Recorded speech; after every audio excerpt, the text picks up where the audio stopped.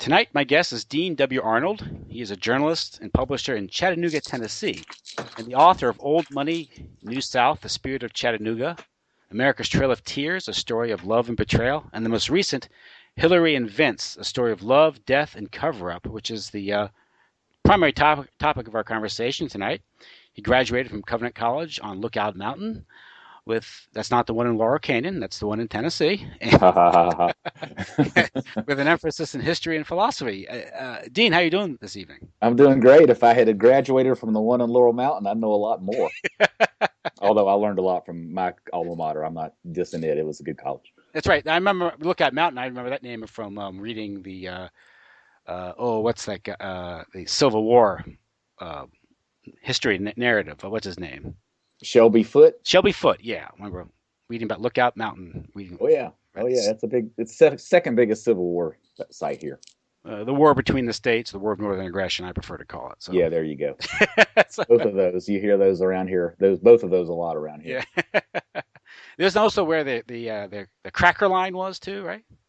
If I recall, it wasn't was it Chattanooga that was laid siege by the Union Army and yeah, you mean where they went across the river and got the supplies going again? Yeah, it was called the Cracker Line, right? Yeah, that's a cool little story. And by the way, the interview you did with I think it was Ryan Dawson on the Civil War was really good. I enjoyed that one a lot. Yeah, he's a great source for that stuff because he's well, he actually is from the South. He lives in Japan now.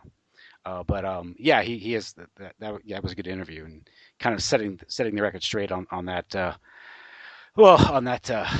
conflict. Well, there's an old saying I heard a long time ago that there's nothing new going on in the world except for the history that you haven't learned yet. That's definitely the case. Yeah. Give me revisionism. I want more. I lied to you about so much in history. Well, you've written this book, Hillary and Vince. Of course, this was 23 years ago, coming up in 10 days, right? If I do my yeah, July 20th, 1993. Yeah, very good. So here we are, more than 2 decades after the fact. Why is this strange death still relevant today?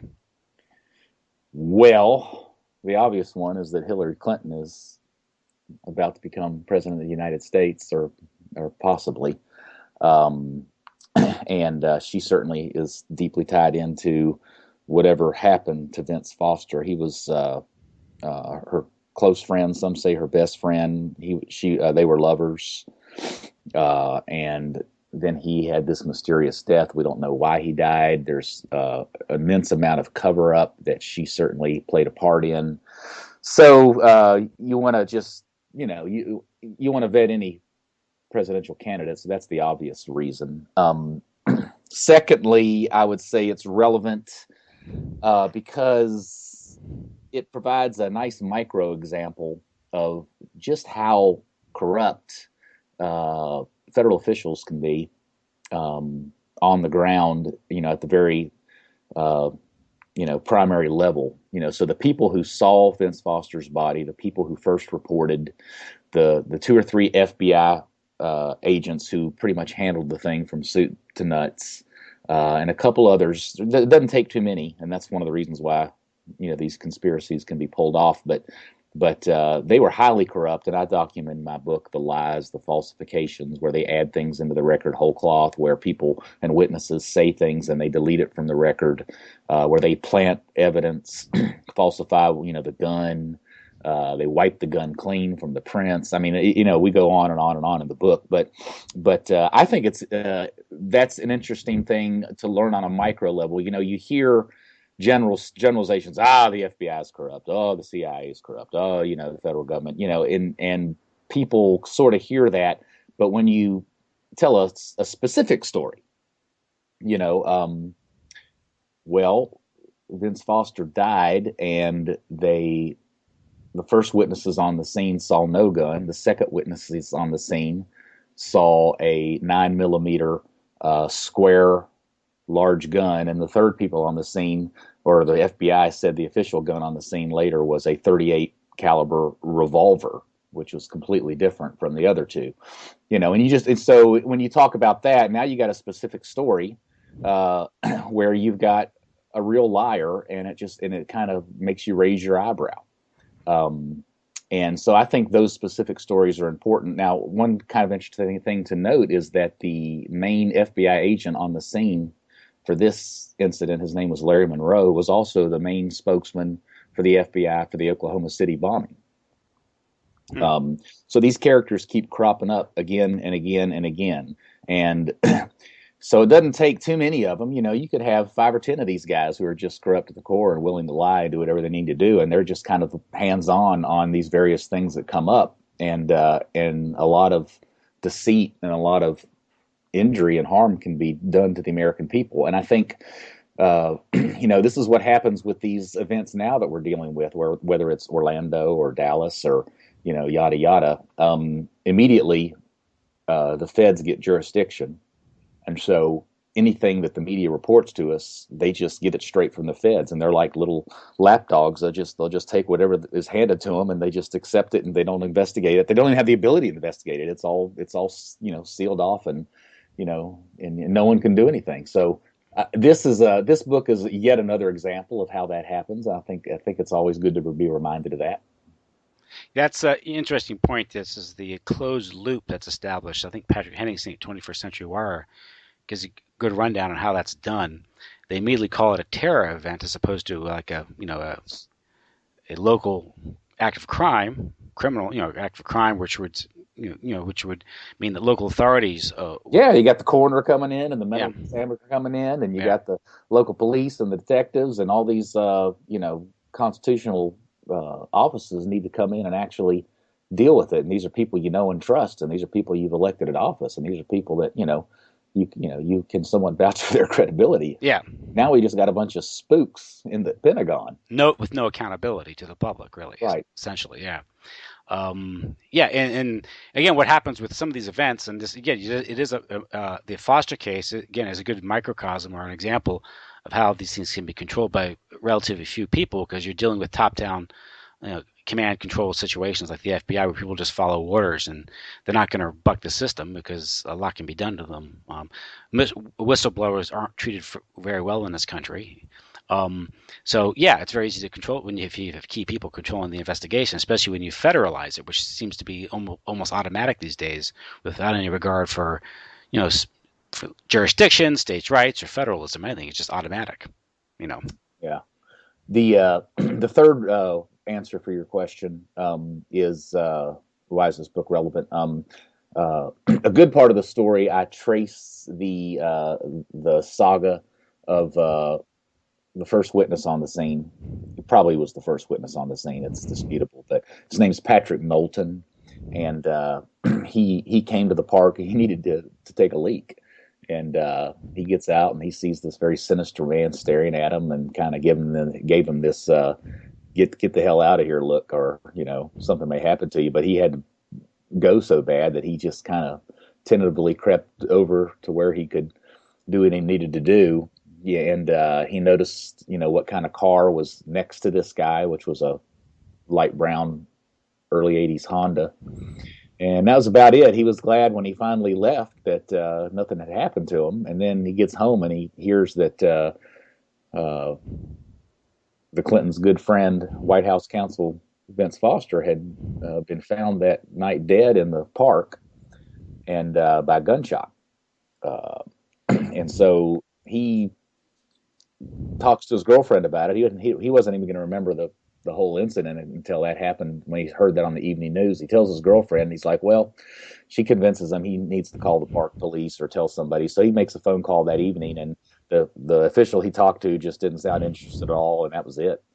And the next morning, his conscience got to him. He says, I got to really talk to somebody who knows what's going on and tell him what I saw. And so he does that, and he talks to the detective who ended up being the main person in charge on the scene. And he took his information, thanked him. It was all perfunctory and cordial, and that was it. 9 months later, the FBI did call him. He had an interview. By coincidence, quote unquote, his older Peugeot collector's automobile got its rear lights and its headlights smashed out by some weirdo with a crowbar. He didn't connect it to the FBI interview. But sure enough, after that FBI interview, no one contacted him again until they got a call from the London Daily Telegraph's Washington correspondent Ambrose Evans Pritchard, who said, "Hey, I've read your FBI interviews, and do you want to see them?" He's like, "Well, sure. I didn't know I could, have access to them." Well, so he read them, and the FBI basically completely altered his testimony. They said he saw one kind of car when he testified to seeing a different kind of car. They said he couldn't pick out this sinister guy out of a lineup when he specifically said he could. He could definitely identify the guy. So Patrick Knowlton got very angry that his testimony had been altered. Then he was angry that, the authorities who have been on this case for nearly a year, didn't have any interest in his testimony that might overrule the idea that it was a suicide. And because of that London Telegraph interview, he finally got called by the grand jury the same day that article hit. And the grand jury was ignoring him. So the grand jury calls him to testify. And when that happens, like the day before, he and his girlfriend go on a walk, and 25, 30 different men start coming up and staring at him, walking by him, brushing by him, couple in a car driving by slowly. It was a very strange thing that was a destabilizing maneuver. And he had a couple reporter friends who, including Ambrose Evans Pritchard, who told him that it was an FBI surveillance net, and it was a known tactic that had been used during the civil rights movement and other places like that to destabilize a witness before he goes in and testifies. So this guy's getting harassed. He's getting his car bashed in. Pritchard ended up doing research on the guy who bashed in his car. The sheriff caught him, and the guy had top secret access, higher than top secret. He was highly classified, and he contracted with the FBI. So that was clearly related to his earlier testimony. So anyway, this guy, Patrick Knowlton, he's just a regular guy, but all of a sudden he finds himself in this strange situation, and he finds the kind of the highest levels of the federal government are harassing him in a really terrible way. Well, one thing leads to another, and he hooks up with a friend of his who's an attorney. They met doing laundry because they were both bachelors, and this guy was a criminal attorney and kind of had some guts and was kind of good. And he ends up filing a lawsuit against the FBI, civil rights lawsuit. And so all of a sudden he's got the power of discovery. And so he and the attorney and another researcher named Hugh Turley, who got into the mix, they all sort of the trio of guys just started going after the Vince Foster case and trying to crack it. And so it's a very long saga. It's very interesting. They come up with a lot of good information.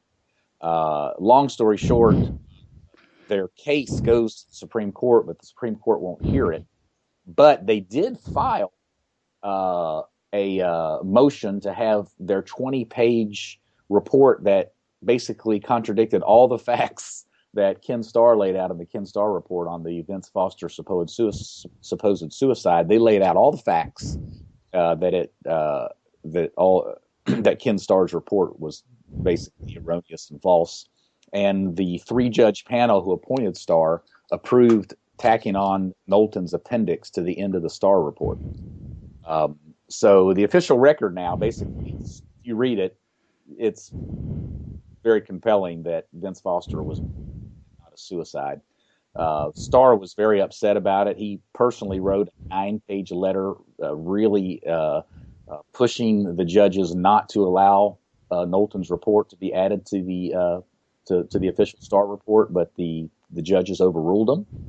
And so that's the permanent record. Now that's kind of a long story, and there's a lot more to it. And the book's very interesting. I tell it in a kind of a interesting narrative. But the point there is that a citizen can make a difference. That's the third point of why this book is relevant. Is that if just a regular person like you and me and others out there, if we care about the truth and we want to spend some effort at it, we can make a difference. Now, with this case, there are some, I guess, particulars with the evidence that strongly indicate that he did not die in Fort Marcy Park. Vince Foster did not die in Fort Marcy Park. If I recall, the revision report had no mud on his shoes. They never found the slug that apparently that killed him. You mentioned how the weapon changed 3 times. Right. The way the body was laid out was sort of, I believe, recall, it was kind of straight.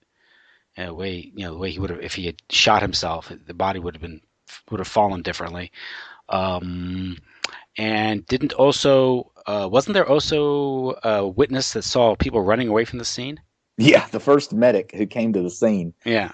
was his name's Todd Hall, and he comes to the scene just as another guy gets there named Kevin Fornshill. Now, Fornshill was a park police officer who guarded the entrance to the CIA, and so he somehow, serendipitously has the good fortune to be the first guy to show up and be at the body, and Hmm. and so the medics are also responding to a 911 call, and they come over there. So this Todd Hall guy is the first guy to come over there, and as he's heading towards Fornshill, he sees some guy out in the woods and wearing some kind of orange vest running off. And he says to Fornshill, "Hey, there's somebody over there running away." And Fornshill just ignored him. So yeah, there was people observed running away from the corpse. Hmm. That's odd that a security guard for the CIA would be. I mean, I'm familiar with the area, and Fort Marcy Park is 2-3 miles away from Langley. Why would he happen to be at the park? Maybe, I don't know. Was that ever explained why he was that far away from the grounds of Langley? I'd have to assume, and I don't know the answer to your question, but I'd have to assume that the CIA has another facility nearby. Yeah, that could be the case. Also, they probably this was 1993. This was almost 7 months after they had that shooting incident at the front gate, and maybe they were enhancing. They have a program where they drive around the area looking for things, maybe something like Right. that. Yeah, so Yeah, maybe that. Yeah. yeah, whether he was moved or not, or was killed there, I haven't spent a lot of time on that. But let's talk about the bullet wound in the head, because Mhm. that's pretty interesting. Um, so the official record, the official report, that claims suicide, uh, and all the official reports said that he had a 1.25-inch hole in his head, which is a big hole. Um, and so the official storyline is that he put the gun in his mouth, fired it, and it blew a big hole through his head. Well, the problem with that is that the 26 people on the scene, nobody saw a hole in the head. And several of them testify very adamantly that there was no hole in the head. The main detective gloved up and felt all over his head and found no hole. He said he found one mushy spot, but he didn't find any hole. And he was shocked when the coroner came back and said there was a 1.25-inch hole in his head. Now, several of the 26 people on the scene did see a small hole just below his jawline, which would make sense. Foster was tall. I think he was like 6'5". So it makes sense that someone smaller would, get up against him and put a gun, under his jaw and fire it and kill him. The one of the medics who saw the hole described it as a low velocity, maybe like a 22, would have been fired there. And so the theory is that it went from the jawline through his head, and that's the mushy spot that the detective felt. Yeah, yeah. But the gun that was supposedly in his hand, if that gun had been fired in his mouth, it definitely would have had a huge blowout hole coming out the other side. That's why they had to have a big old hole in the official record. Well, where did that come from? That hole only comes from one person. His name's Dr. James Beyer. And Dr. James Beyer, in his autopsy, said that there was a 1.25-inch hole in the back of Foster's head. Well, here's the problem. He marks in his X-ray, in his coroner's report, that he took X-rays. But then when people want to see the X-rays, he comes back around and he says, "Well, I actually didn't take any X-rays." Okay. So a few months later, the Senate Banking Committee has one day of hearings on Whitewater, and they spend a little time on Vince Foster's death. And and they bring up Beyer for some questioning.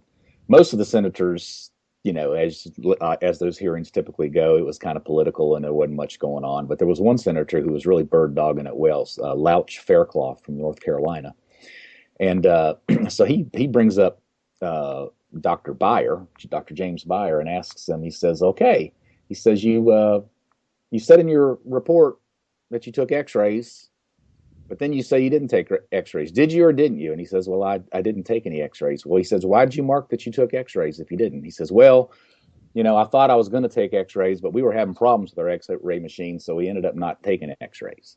He says, "Well, why didn't you bring in an X-ray machine from the nearby hospital or something? This is pretty big occasion here. What's going on?" He says, "Well, we don't usually do X-rays, autopsies unless it's a gunshot wound or something." And it's just really bad answers.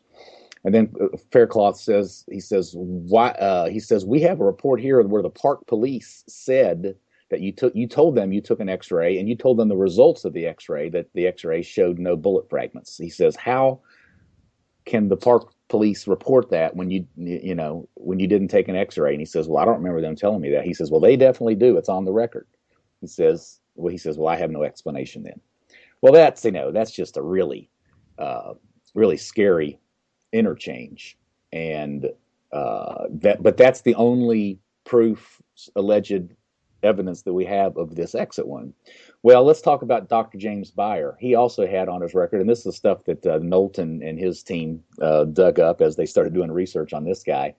He had another case in his background where a young man was found with a gun in his hand, and he ruled that he had shot himself in the mouth and had come out the head and the whole thing, and ruled it a suicide. Well, the parents didn't believe it, and he said that there was no sign of a fight or anything, so they called for exhumation of the body, which showed all these defense wounds on the guy. He had abrasions on his chest. He had cuts on the back of his hands, all this kind of stuff that's classic defensive wounds.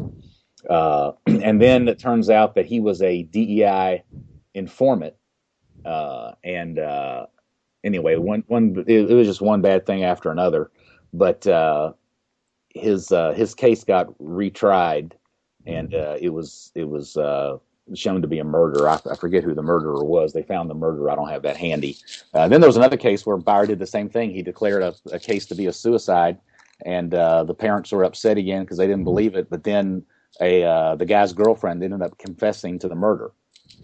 So Beyer's got this long trail of declaring cases to be suicide that are actually murder. And it was this exchange that actually initially got me interested in this whole story. And I ended up writing the book 20 years later. But I saw this on TV when the hearings were going on. I actually taped it. I was incensed. I was furious. And I thought, well, surely this is going to be the big smoking gun, and it's all going to start coming out now. Well, nothing happened. I took it to our local paper. We got one of the few conservative papers we did back then in Chattanooga. Christian guy, Bible verses on the editorial page, all that kind of stuff. Right wing Republican, all that. So I showed him this interchange with the coroner and how dirty it obviously was, and he kind of nodded and smiled, and that was it.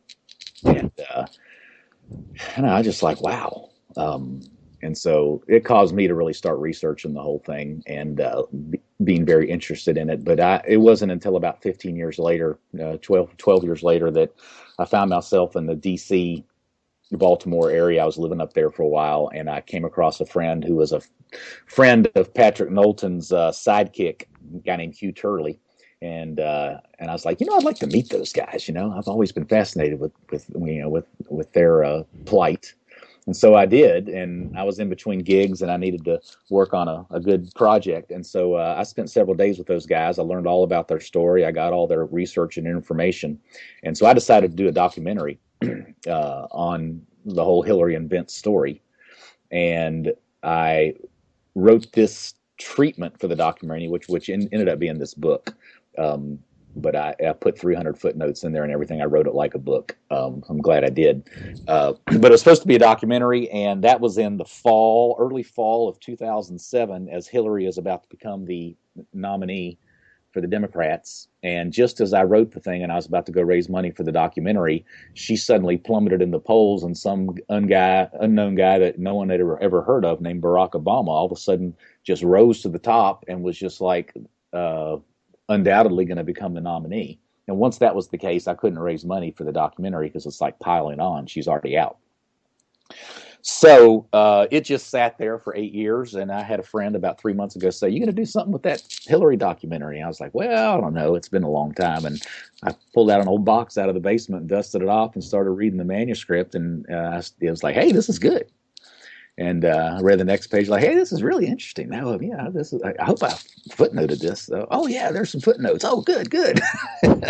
And after I was done, I was like, "I think we could turn this into a book." You know, eight years ago, we didn't have print on demand, Amazon ebooks, and all that kind of thing, and so it's a lot easier to get something out now. So, anyway, that's the history of that, of how the book came about. Now, if I recall, after Vince Foster's body was discovered, there was a rush to seal his office and control files. It was done by, I think it was Bernie Nussbaum, and I forget the other lady involved in it. But it was clear that the White House was covering something up. And, of course, you also have the testimony of people saying that Hillary had been in his office several times the week before his death, and she claimed she hadn't seen him for 6 months or something. So you had that conflict.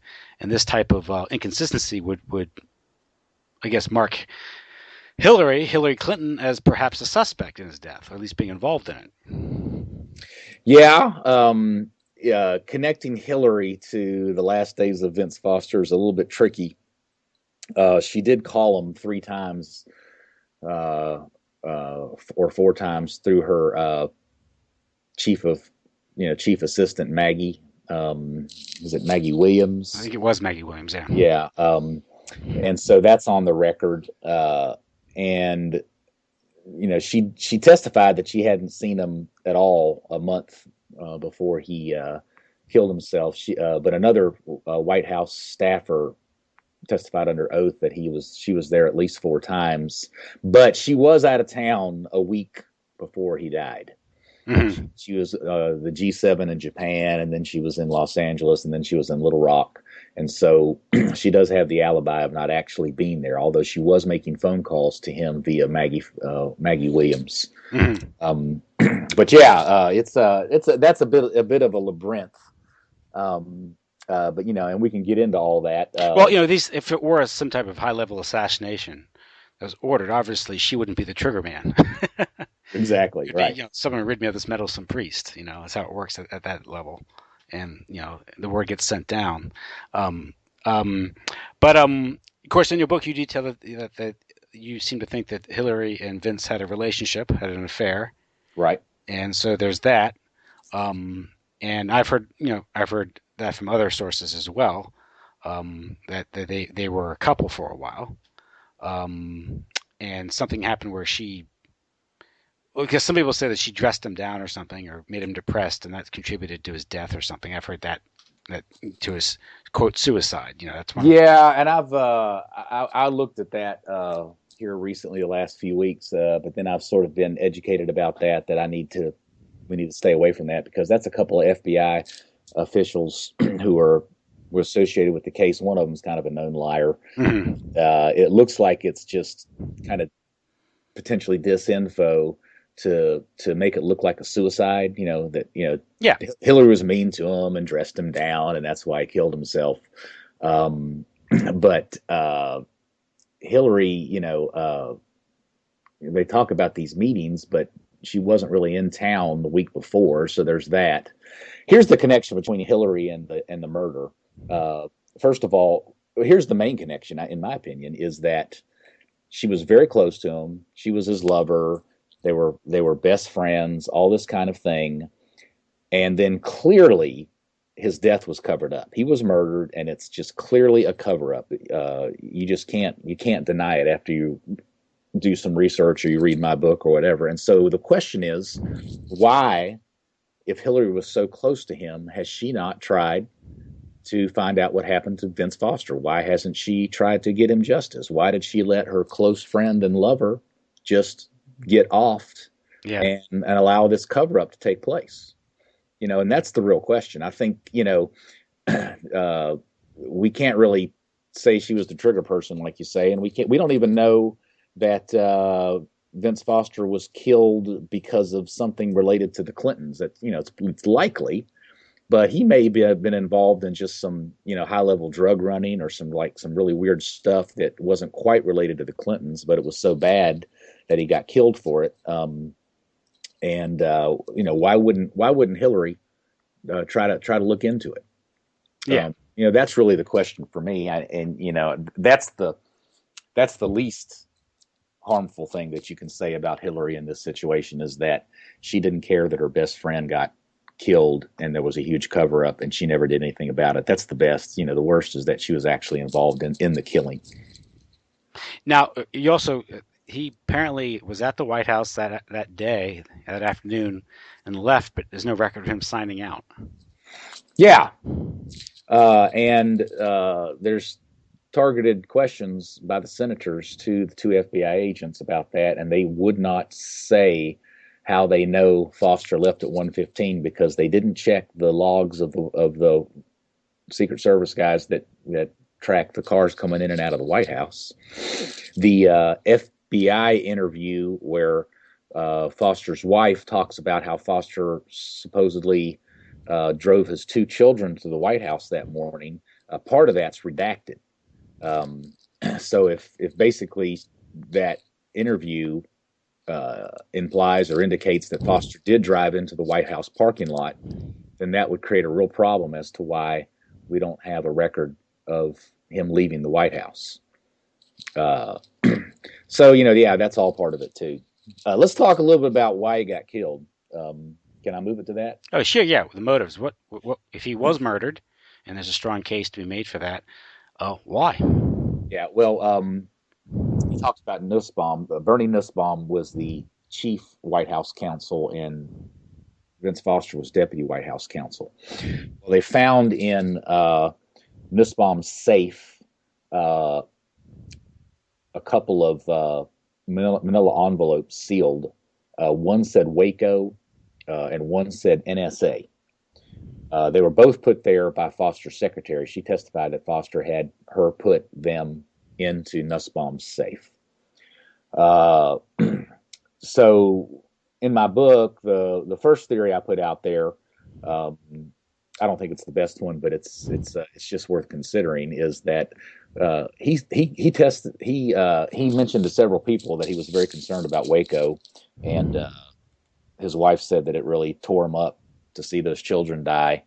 Other people have run the phone logs of Hillary, Vince, and Hubble with Janet Reno and said that it's pretty clear that they were all very much advising her and instructing her and dealing with her throughout the whole thing, right up into the killing.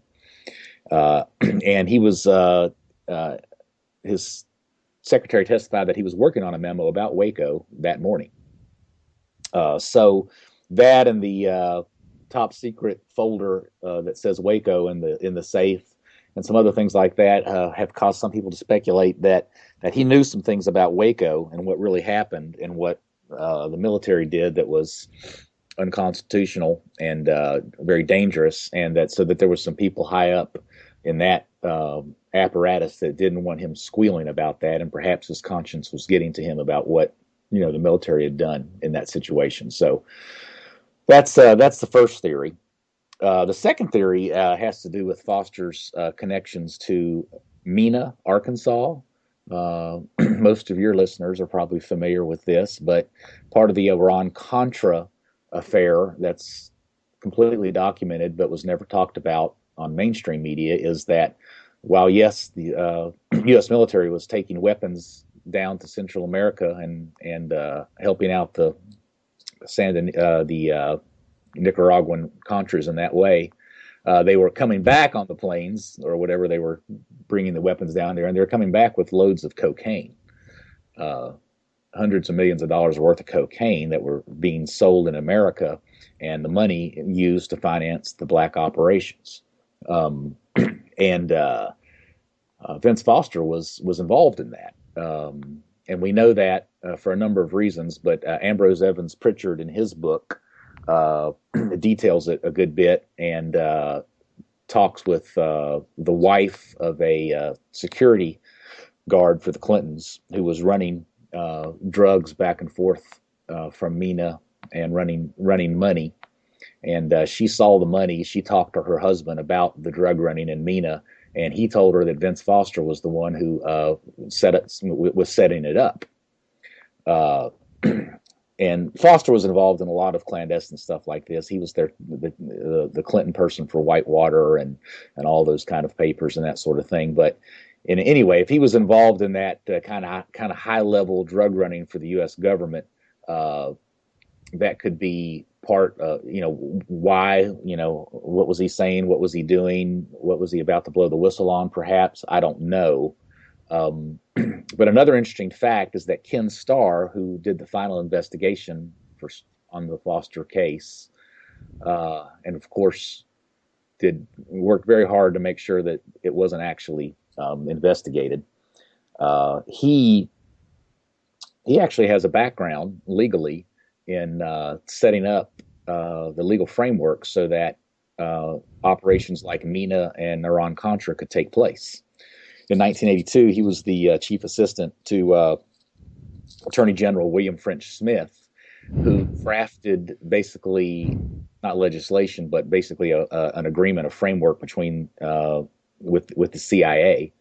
At that time, the director was William Casey, and I've got letters going back and forth between those two, where they basically set up a situation where intelligence officers, CIA, no longer had to report illicit drug activity that they were seen or were aware of.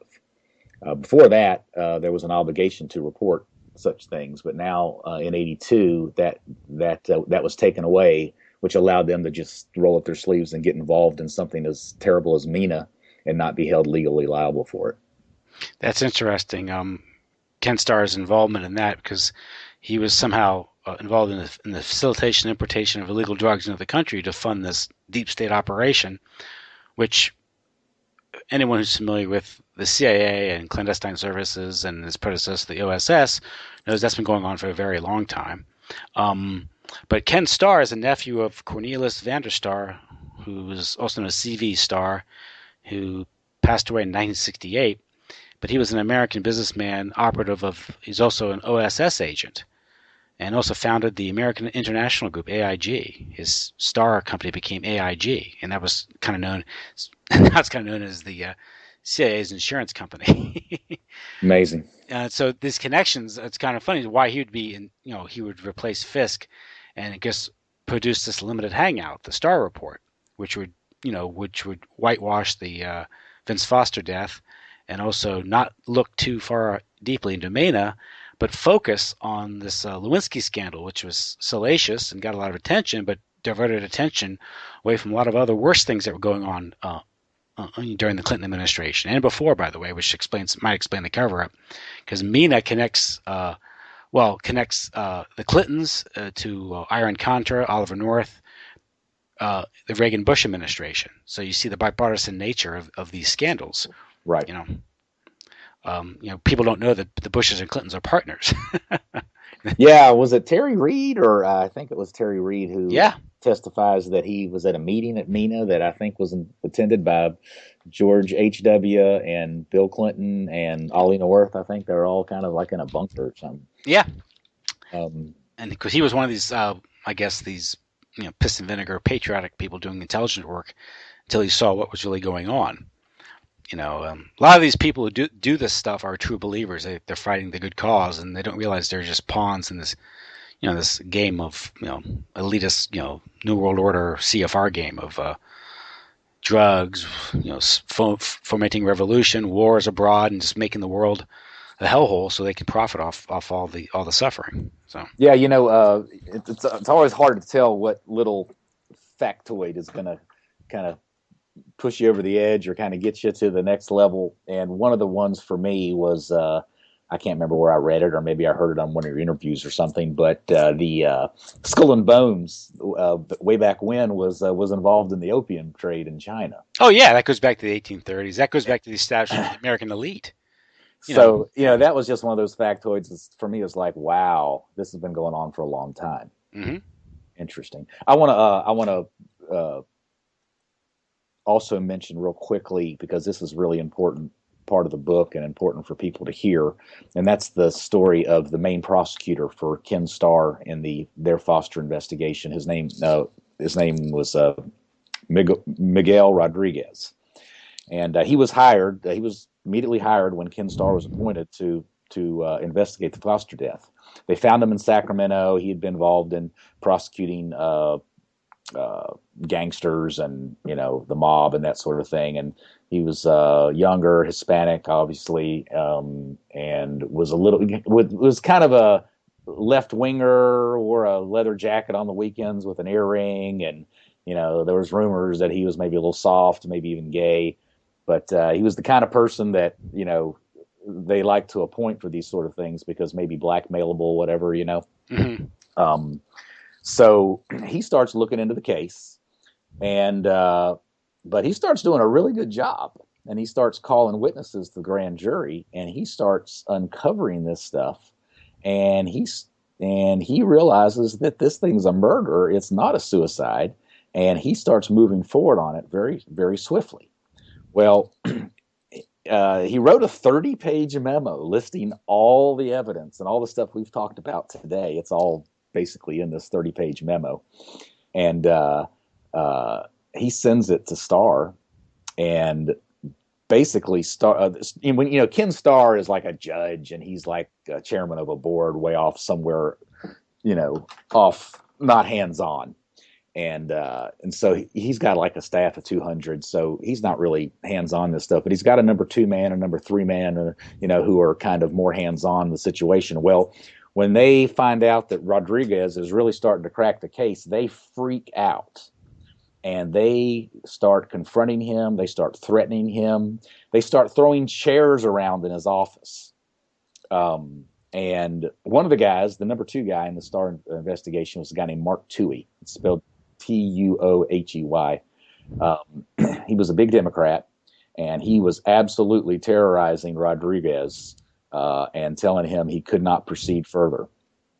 And and Tuohy wasn't just any old Democrat. He was married to Richard Daley's sister, and Mayor Richard J. Daley, the father. That was her father. Of course, his brother-in-law, Richard Daley, ended up becoming Obama's chief of staff in 2011. So this guy, very, very big Democrat. And so he absolutely just would not let Rodriguez proceed. And he started threatening him and this, that, and the other. And then he stopped the grand jury investigations. He wouldn't let Rodriguez call anybody else to the grand jury. And so in January of '95, Rodriguez resigned. In his resignation letter, he just basically said, "I can't continue because I don't have the ability to crack the case." And so that's the story of Miguel Rodriguez. So the lead prosecutor, who wrote a 30-page memo outlining all the evidence, had to resign because he wouldn't come up with the answer that they were looking for. hmm That's how you squelch an investigation. and if no one backing you up, then you can do nothing about it. If Starr's not going to, discipline these people and let this go on, just, obviously you can stop an investigation. And of course, you mentioned with a staff of 200, I'm sure there's plenty of room in there for that staff to be infiltrated. I mean, if Garrison, who investigated the Kennedy assassination, had his staff infiltrated, and it turns out he did, I'm sure this staff is peppered with all types of informants and agents and mucking up the works. Yeah. Now, so here's a more of a speculation thing, but just to try to figure out how bad this thing was that would cause such high levels. I mean, this is a murder that has been covered up from the highest levels. Why is it that big a deal? What is going on here? And I don't know that we really figured out what exactly it was that caused Vince Foster to be killed. Now, something very interesting that was found in the National Archives, Patrick Knowlton and Hugh Turley, on a regular basis, about every 6 months, they go down to the National Archives and they wade through thousands of documents and find stuff about the Vince Foster case. They've been doing it for 20 years. That's how we have this 30-page memo from Miguel Rodriguez. They found it in the National Archives about 10 years ago. But one of the things they found one day, which was the oddest thing, is they found this report, cover to a report that that says child abduction. Report on child abduction related to the Vince Foster case. Hmm. They're pretty sure that it got put in there by mistake. It looks to be the cover of a full report. The report wasn't put in there, just this cover, and so their sense is that it was stuck in there by mistake. Ken Starr has represented Epstein in the past, so you got that little connection. But we don't know what that's about. But I think it's an interesting little factoid because it does answer, how bad could it get that would cause someone as kind of, Vince Foster was he was no princess. He was a pretty dirty guy. He was involved in a lot of crappy Clinton dirt. So if he was killed because he was about to blow the whistle, it must have been something really bad. Well, yeah, you mentioned the Epstein connection. That's he's representing Ken Starr, representing Jeffrey Epstein, the convicted pedophile, billionaire pedophile, who got off on, with a slap on the wrist with that plea deal with the Bush administration, by the way. And that ties in Clinton, because Clinton's been connected to Epstein riding on his plane, the Lolita Express, and oddly enough, also Trump is connected to it.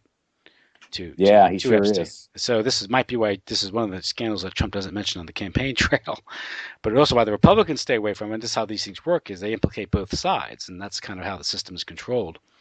But with Epstein, there's much evidence to suggest that is some sort of intelligence operation, and those who are in the know, or at least familiar with how these things go, is that sexual entrapment, honey traps, these things are ways that the intelligence agencies control the political process, how they neuter oversight. They compromise politicians and officials and corporate leaders, these sort of things. So this is why the intelligence agencies are often involved not only in drug trafficking but in human trafficking. Yeah, let me read the cover of this title. I just emailed it to you while we're talking, but it's called "Questions for a Suicide Expert: Vincent Foster Death Investigation," and the title on the top says "Child Abduction and Serial Killer Unit." Well, are you familiar with some of the research? Dave McGowan, of course, investigated the phenomenon of the serial killer, and he seemed to think it was tied to military intelligence, going back to the Phoenix sort of a domestic application of the Phoenix operation. Yeah, and that some of these serial killers are sort of it's an adaptation or sort of variation of Murder Incorporated, where you can have someone pose as a serial killer, actually be a serial killer, but interspersed within those killings are targeted individuals. It's a way you can murder somebody and have it blend into the background, so to speak. I think the case of Henry Lucas in Texas, where he claimed to have killed thousands of people, was I think found guilty for dozens, but directly tied to hundreds. And he took the authorities on a grand tour of the burial sites of his victims. But he was, convicted serial killer in Texas, and he's the only person on death row to receive a commutation from George W. Bush, which is an odd choice for a commutation. His partner in crime, Otis Toole, who was believed to be involved in the Adam Walsh killing. I don't know if you remember that back in 1980. It was one of these early national incidents where a child was abducted and murdered. Of course, and he since confessed to the murder of Adam Walsh. And He was a kind of a Henry Lucas's partner, and that killing had some sort of had satanic elements to it, decapitation, things like that.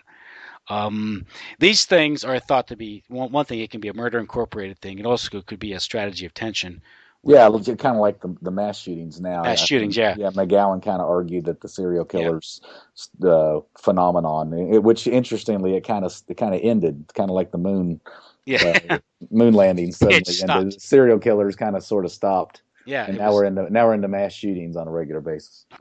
And again, one thing is he ties into many of these serial killers have ties to the government. They get special treatment. There's inexplicable police incompetence to explain why they get away. But that's going down the rabbit hole. This is what you're saying. This is another explanation of why these cases may be one. Why is it being squelched? Why is it being shut down? Because it's opening up a can of worms. Good example of that is also the Franklin case, where this guy Larry King, who operated the Franklin's credit union in Idaho, not Idaho. What's the Or Nebraska, wasn't it, or Nebraska? Sorry, Kansas? yeah, Nebraska. Yeah, Nebraska was supplying was I guess was had people go get kids from the Boys Town home over there, and they would these children or younger, they were maybe tweens or teenagers, early teens. They would be kidnapped and they'd be sent around the country to service politicians and corporate leaders. And this goes back to the blackmail operation because one of the places they went was to a mansion in Washington D.C. run by a GOP lobbyist named Craig Spence, who was a noted homosexual. And of course, he eventually committed suicide when the investigation got hot. And the Washington Times did a story on this, the call boy ring being run through the White House. And it's supposed to be serious, and it got shut down. I think Paul Rodriguez was writing that story for the Washington Times. But what it does was this was a blackmail operation being operated out of D.C. And this another way that you control politicians. But another thing is, he ran a credit. Remember that Page boy scandal? What was Yeah. that, about 15 years ago in Congress? You heard about it for about 2 or 3 days. Yes. It was all documented. It was all real, but for some reason, it just completely went away. Goes away. Yeah, these things just go away. And well, another interesting dimension to the Franklin scandal was that, of course, the bank that he ran, apparently $40 million went missing. This was a very large sum of money for a small operation. This gets into the savings and loans and how they were utilized by the mob and the intelligence agencies. They were raided to pay for black operations and criminal operations, drug running. And it's almost like many of these savings loans, that went up. There were miniature BCCIs all over the country.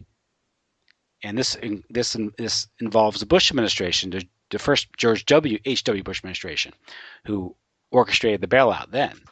And of course, it was George Bush's son, Neil Bush, who ran the Silverado savings loan or savings loan, went belly up, and a bunch of bad sweetheart loans to people. And if you get into, I think it's Peter Bruton's book, CIA, the Mafia, and George Bush, gets into how these banks are being utilized by organized crime and intelligence operations to fund criminal operations, drug running, and black ops, because they're all in bed together. And again, this branches out into like owners of sports franchises and corporate leaders and all that stuff. And again, this explains why no one can afford to really look into these things. Because if you really do an honest investigation, you uncover all sorts of crimes being involved, whether it's human trafficking, drug running, financial fraud, and it's all related. So Yeah, I guess that makes sense, and that high level of evil is hard for most of us to comprehend. But back to my original yeah, point, when that is that if if something related to what this document says, child abduction and serial killer unit, if that is related to the foster death, foster murder, that would make some sense. Financial fraud. I don't think someone's going to necessarily get killed for that. Maybe they would be, or I don't think someone's going to speak out about that. Let's put it yeah. that way. But would they speak out about human trafficking and child abduction? Well, they might. Well, are you familiar with the FBI agent Gunderson? No. He did an investigation on the McMartin child abuse scandal in California, and he was a former FBI agent. Now, there's some question Some people question his. The Gunderson guy who gave the lectures Yeah, yeah. and all this stuff. Yeah, I've seen that once or twice. And one of the things he investigated was the Finders case. The Finders case was there's a kind of this cult that was discovered down in Florida. They were trafficking in these young kids. Their kids were found in a van down, I think it was in Florida, if my memory serves me correct. And of course, local authorities investigated. This is why we know what went on, because local authorities initially investigated this and did their job. They traced it all the way up into D.C. into a warehouse in D.C. where they had like international. This is the late '80s or early '90s, so they were like international fax machines and connections and all that. There were these kids were being marketed globally. The authorities were investigating, and the investigation was shut down by the Justice Department by the request of the CIA as a national security concern. Yeah. So that may give you some hint of what was going on there. Right. It goes back to what, again, this is one of these things where it's all part of the drug running, the illegal arms deals, the civil wars, and the human trafficking. It's all related. So the moment you investigate, the moment you start pulling on a thread, it starts to come undone, and someone has to stop it. And if that involves shooting a deputy counsel, at the White House, that might be an action that someone's willing to do to just snuff it out, stop it, send a message or something. Right. It's speculation, but I think it's warranted speculation. So, well, a couple other things I wanted to mention to you that you might find interesting. Do you know who the one of the main witnesses was in the White House counsel's office that gives us a lot of the information of what happened the day of Foster's death, and was also the person who told us that Kathleen Willey got sexually assaulted by Bill Clinton. Linda Tripp. Linda Tripp. She's in three places. she's in the White House counsel's office the day of Vince Foster's death as a secretary. Then she's working in the White House when Kathleen Willey gets sexually assaulted, and she's the reason we know about it because she told the press. And then she moves to the Pentagon and finds herself right next to wouldn't you know it, a girl named Monica Lewinsky. So she's a real interesting character, and to me, there's a possibility that she's kind of working for somebody besides just a gal trying to make a living. Well, that Lewinsky thing, I think you could make the case that that is a diversion that was created at some level to get away from the larger scandals like MENA, Arkansas, and the Arkansas Development Finance Agency, which was involved in laundering much of the drug funds coming into Arkansas. And this is where the Arkansas officials got to wet their beaks a little bit. That's how you got them into the action. But Monica Lewinsky, there's a interesting intelligence operation that's run by the Israeli government. It's called Helpers or SANMs. And apparently they claim, at least there was Victor Ostrovsky who wrote the book Other Side of Deception. He claims that there are roughly 1 million of these helpers around the world, part of the diaspora, that do intel support, financial support. They work within agencies, corporations, wherever, to support Israeli foreign policy objectives or intelligence operations. And there is some evidence to suggest that Rahm Emanuel, who is also is Jewish and also was a member of the Israeli Defense Force, although I suspect he's probably an intelligence operative like his father, put Lewinsky in the White House. And what the suggestion here is that when you put someone like Lewinsky in the White House near someone like Bill Clinton, the Mossad would have a personality profile on Bill Clinton. And it's very easy to predict what was going to happen. Right. Yeah. And apparently there was a report that when Clinton met Netanyahu in Rye River in like 1998, 1999, that he said to Clinton that we had tapes of you talking to Lewinsky on the phone, but don't worry, we got rid of it. Which that's an obvious threat. Right, right, J. Edgar Hoover used to issue the same threats to people in Washington D.C. Don't worry, it's secure with us, so don't worry, we'll never blackmail you. Wink, wink, nod, nod.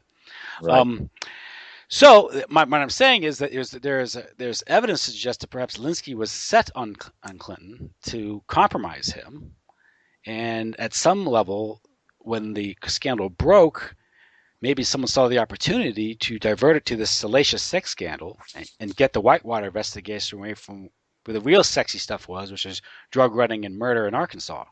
Yeah, one of the lines that caused me to give more entertainment to your theory there. I sort of believe your theory, but if you remember at kind of the very end of the whole narrative, they interview Monica Lewinsky, and the very last thing she says, "Oh, and one more thing, I hate Linda Tripp." And that sounded so canned and scripted to me. And I just thought, that's really weird, but they really want to kind of really make sure that everybody knows that they hate each other and that this was all just, came out because of that. But it really, I think there's a real strong evidence for collusion. What's odd there is that the whole story behind her going to the Pentagon was the White House wanted to get her away from Bill Clinton, and over at the Pentagon, and they sit her right next to Linda Tripp, who's already testified in these cases. I mean, that's Right, right. I mean, I remember hearing about that and kind of laughing about it. I'm thinking, oh, those idiots, But again, Bill Clinton isn't making that decision. Someone else is making that decision. Well, and whoever's making that decision could also be an asset who's working to either undermine Clinton at one level, but at the same time save him because he's involved in so many horrible things, other things, that if you get the country talking about the sex scandal, they know the pulse. They can take the pulse of the country. This will turn into a salacious sex scandal where trivial matters which will dominate the public's attention. Right. At the same time, they get to lower the country's morality a little lower because we hear about cigars and things like that, right? And that's Right, right, so they right. get to do that. And Linda Tripp, I read an article where she's now she's working at some like gift shop or something, but she's had plastic surgery, so she's changed her persona. yeah, and so, but she apparently didn't she have connections to military intelligence or Delta Force or something? Yeah, Delta Force. Yeah, that's what I'd read. Yeah.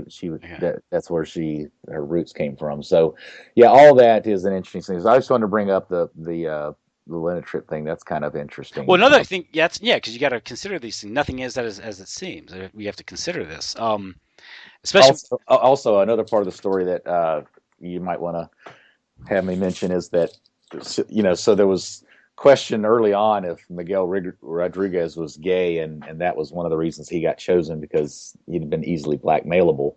Well, just a couple years after he resigned and moved on from all this, he had a sex change operation, and he's now Michelle Rodriguez. Okay, confirmed. No, but Yeah, and so okay. interesting character.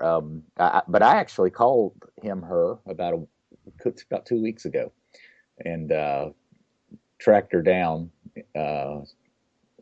She's still a prosecutor on the West Coast. I won't give too much information, but hard to find. Yeah. But I was able to find her and called her up, and we chatted briefly. She was polite. She said she couldn't give me any information. She couldn't confirm or deny anything that I'd written. And I said, okay. So we just talked a little bit, and that was it. Yeah, I was reading this about the Starr report, and there's the graphic nature of it. And I read this article. So the Starr report, however, went far beyond establishing that the president lied when he denied having sexual relations with Lewinsky, and included sexual details of various encounters that suggest the report also had its purpose to embarrass Clinton and thus limit his effectiveness as president. Okay, that's his interpretation. But it was Judge Richard Posner who wrote the book An Affair of State, The Investigation, Impeachment, and Trial of President Clinton. He said the details are a distraction to anyone who wants to understand and evaluate Clinton's presidency or the role, the function of the president in the American government society. And he tended to write it off as somehow this is because of Starr's animus towards the president, because Starr was, this Clinton's team had run Starr's name through the mud in the media. But what I'm suggesting, what I think the possibility is, all this was a choreographed play for us to distract attention away from what was really going on, which was Mena, Arkansas, and that just doesn't involve the Clintons. It involves the Bushes, the CIA, and the deep state. But There's also Chinagate yes, and Ron Brown. yeah, That those need to be distracted from as well. exactly. Um, but again, it's one of these things where the country was fixated on this thing for a year, 2 years. He was impeached for it and acquitted in the Senate. But it was one big distraction away from some of these other things, which I think threatened a lot of bigger people than the Clintons. Um, but you're familiar with the movie Wag the Dog? Oh yeah. Now, one of the big keys, tip offs to me that the Monica Lewinsky thing was choreographed was the fact that they have a scandal in that movie that mimics the Lewinsky scandal to a T, even to the photograph where he's hugging a girl in a beret. Oh. And the movie was released in the fall of 1997, and the Lewinsky scandal broke in January 1998. Oh. So whoever wrote whoever produced the movie, now making a movie about a president being embroiled in a sex scandal in the mid '90s wasn't. You don't have to be a soothsayer to know that, because with Clinton and all, Clinton was elected as a known philanderer. But to get it to such detail suggests to me that the whole thing, not just the scandal itself, but how it would be played out in the press, the pictures that would be leaked. I mean, it really suggests like the whole thing was choreographed. You know. Yeah, no, I don't have a problem with that, and I totally agree with you. It was a huge distraction. Distraction from what? Is it Mena? Is it Chinagate? Is it both? Mm-hmm. Is it the Vince Foster killing? Is it the Ron Brown killing? Is it both? I don't know. But yeah, that diversion is a pretty common thing that's done. And this is how big Mena was. I got this off of Mike Rivera's website. What really happened? Right. Oh yeah. And he writes this about Mena. He says the area of the website has been assembled in response to the persistent claims of a few individuals that Mena is a myth, that the CIA never ran cocaine through Mena Airport or laundered the proceeds through various Arkansas financial institutions, including Morgan Guarantee, Madison Savings and Loan, Worth and Bank, and most importantly, the Arkansas Development Finance Authority. That such activities took place at Mena, among other locations, should hardly be surprising, as read through most newspapers shows that government connections to drug running are not only commonplace, they have become the inevitable symptom of our totally corrupted times. And I think that explains, could be a possible explanation why Vince Foster was murdered, because this would, although he may be blowing the whistle on something that may first appear to be totally unrelated, it is all related. Because you have all these financial connections and governmental connections. At each stage of the game, whether it's the DEA, the FBI, or the Pentagon, they're all of elements within these agencies or departments that are compromised, that are involved in this criminal activity. And it's called foreign policy. So, Have you heard the theory from James Norman? not offhand, what is that one?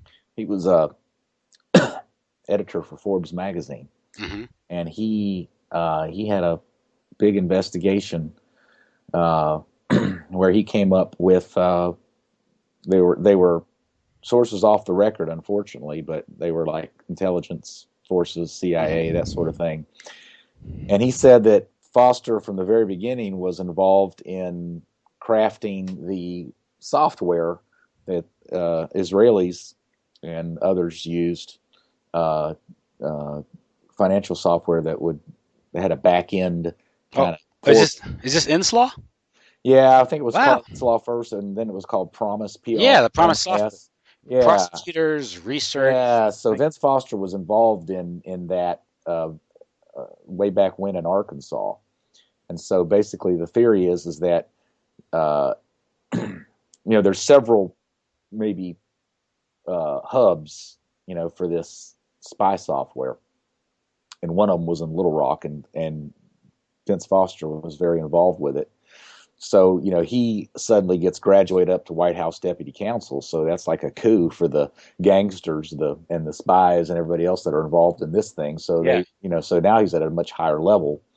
Um, and so Norman's writings, he Forbes wouldn't let him publish his article and his theories. He ended up printing it in a publication called Media Bypass. But he basically said that there was a kind of a wing, a group within the CIA that were disgusted uh, by all the payoffs that were going on. Uh-huh. And they were, yeah, I may not be remembering this exactly correctly, but they were basically uh, leaving some kind of message with various members of Congress and telling them they need to resign or they were going to expose them. And so all these members of Congress were suddenly resigning about this time.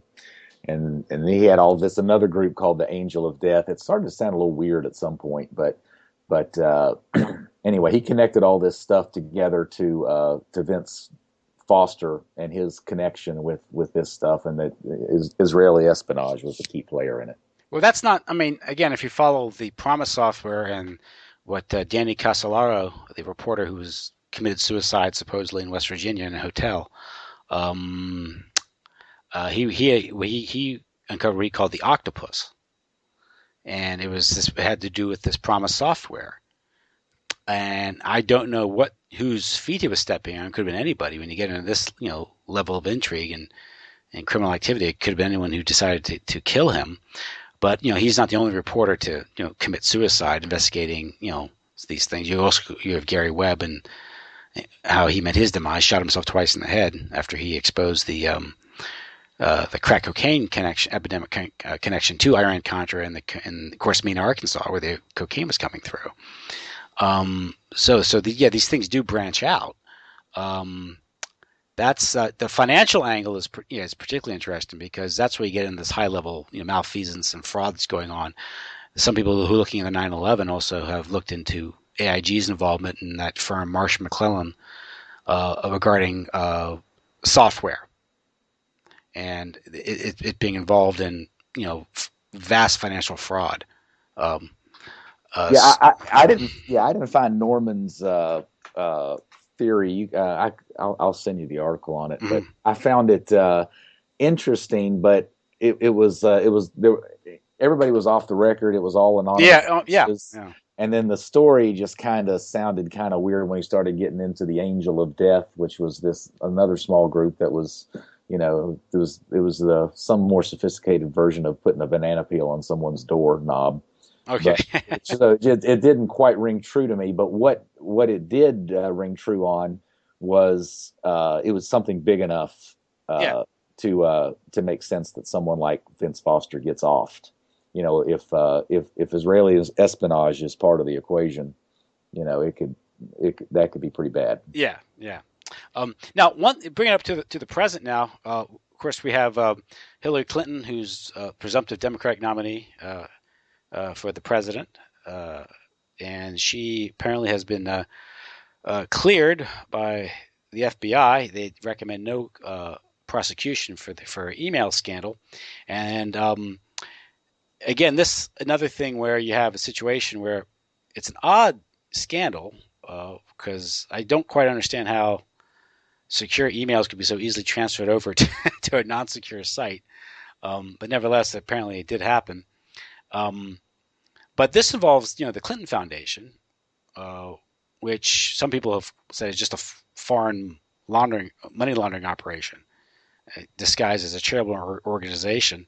And this might explain why she erased those 30,000 emails, because she was using her office to more or less sell favors to foreign entities.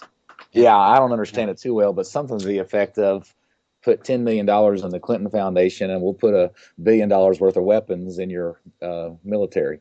Yeah, well, basically it works something like, you would, the way the charity would operate, it was kind of like used to conceal cash. What happened was the donors would give to a charity. The charity would then bundle it and give it to the Clinton Foundation. Yeah, some guy out of Canada was one of the key guys doing that. And so it's and because perhaps the emails detailed these transactions, but a lot of basically it's the same old story of the Clintons using their public office for their own personal enrichment and peddling their influence. But with another interesting story angle to this is it's at least from from my standpoint of electoral politics, it shows just such a tremendous poor judgment on her part because all those emails that were on a non-secure server, one would have to assume that server was hacked by foreign intelligence, and now these foreign intelligence agencies would have the goods on the president of the United States, which probably isn't a new thing, but so where do you go with that? Yeah, I was talking to someone yesterday or earlier today, that Guccifer, who said he easily got into Hillary's emails, that he was found dead in prison a couple of days ago, Virginia prison. Really? Yeah. So no, add another one on the body count. Yeah, and it. I saw where he died, but it's not hit the mainstream media at all, so no one really knows about it. Sometimes because my Twitter feed has people like you on it. I sometimes wonder when I see a news story if I'm the only one who knows about it, or if the whole world knows about it. It's kind of, you're not sure anymore. Yeah, and you remember back during the Lewinsky thing, you had those interns that ended up dead with the name M or something, Mahoney, and Yeah, at Starbucks. who was talking about that? Was that Michael Jones was telling you that story? It Can't remember. wasn't Michael Jones. No, I just remember That was the one of your interviews, I thought, but but it was like well, it was supposed to be a robbery where no cash was taken. And the story is one guy was convicted for it. He claimed that he demanded them to open the safe, and she refused to open the safe for him, which I thought was odd. I mean, who's it's like a die for Starbucks? I mean, okay, that's the claim. But she had been a witness to much of the interns being harassed by Bill Clinton, and she was going to be targeted, I guess, to give a statement or go under oath, and she ends up being shot to death at Starbucks with two other people. yeah, actually, I heard this from Mike Rivero on a Ed Opperman podcast. Okay. Yeah, Rivero said that what happened was that some information got leaked that there was about to be a big scandal revelation that was going to come out from a intern with the initial M, and so a week before or a couple weeks before the Monica thing blew up, two or three different interns in Washington that had the initial M were like suddenly strangely killed. One of them was it Mary Mahoney? Was that her Yeah. name? At a Starbucks, and a couple others like that. So that was a very strange story. The other one that I think was pretty clearly sexpionage was that who was the guy that the congressman who Gary Condit. yeah, had the chick, and 9/11 kind of caused everybody to quit thinking about him. But he had that Jewish gal that suddenly disappeared, and he was. They never talked about this when they talked about it 24/7 on the news. But he was a member of the intelligence committee. Yes, this is again another go that C&M. These intelligence operatives. Yeah. Yeah. So he Gary Condit very much he must have taken some position that somebody didn't like, and next thing you know, It was some girl. Chandra Levy. Yeah. Yeah. Next thing you know, some girl he's messing with disappears. And I heard that she also understood she was on she was also came from the Federal Board of Prisons, and she was involved in semi-connected to Oklahoma City with Timothy McVeigh's trial. That might have been just a coincidence. Really? There's some connection to the Oklahoma City thing too. There's no coincidence there. I'd like to know what that is. Chandra Levy. I did an interview about Oklahoma City. I think that came up in that interview. I have to get the details on that again. But that's another odd connection there. Because that was the summer of 2000. Was it the summer of 2000 or 2001 when that happened? Well, it'd be 2001 because it was the big top news story until 9/11. Yeah, because she apparently had something to do with Timothy McVeigh's so-called alleged execution. and she was involved as I think an intern or an employee at the Bureau of Prisons. I think I might have the detail wrong on that. Someone involved in his execution, which some people have questioned because he was sheep. He apparently was an intelligence operative that was sheep dipped, and they can fake anything.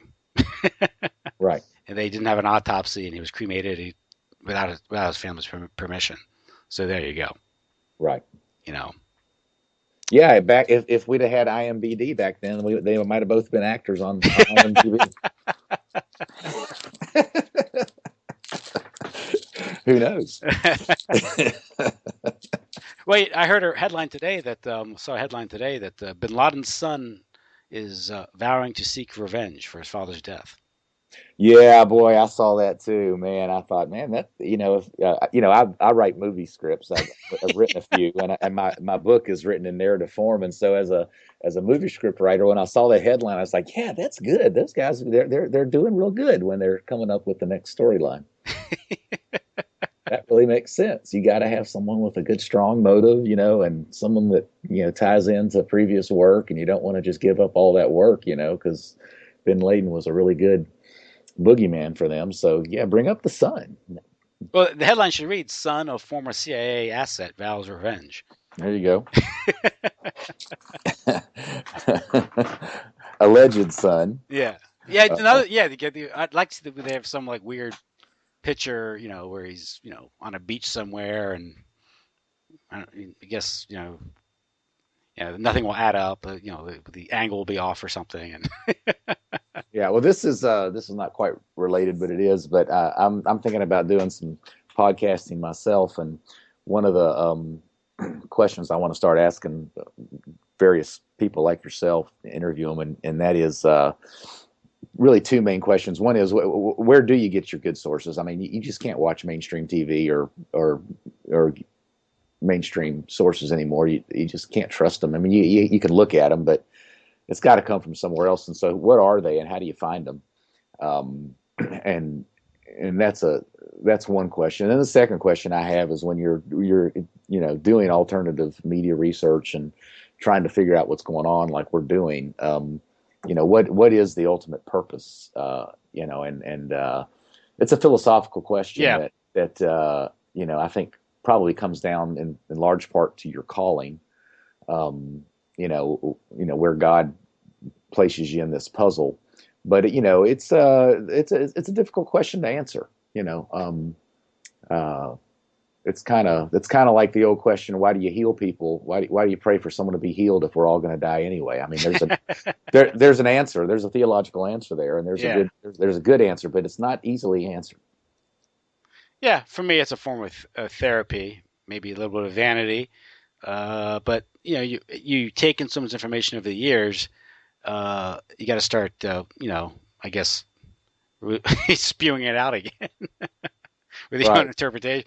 I mean, it certainly can't be just therapy. I mean, you've got to have a belief that what you're doing is somehow going to contribute to making things better. Yeah, well, the first thing in solving the problems is trying to figure out what's going on and talking to, you spend so much time reading people's work and, better part of 15 years. And then you realize that you get over the technologically hurdles, which are fairly easy if you run a simple show, which I do, technically from a technical standpoint. And after so many years of doing research, this stuff sort of just accumulates in your brain.